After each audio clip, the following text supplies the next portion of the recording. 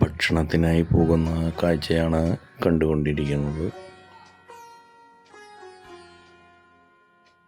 ഞങ്ങൾ ഹാളിൽ പ്രവേശിച്ചു.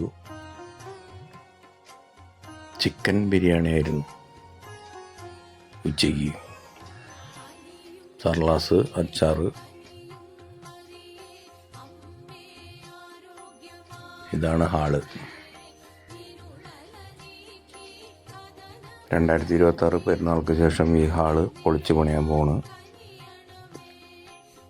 ഇതിൻ്റെ അടിയിൽ തന്നെ നമുക്ക് റൂം കിട്ടും. അതിൻ്റെ മുകളിൽ റൂമുകളായിരിക്കും. ഒരു സന്തോഷ വാർത്ത നിങ്ങളുമായി പങ്കുവച്ചു എന്ന് മാത്രം.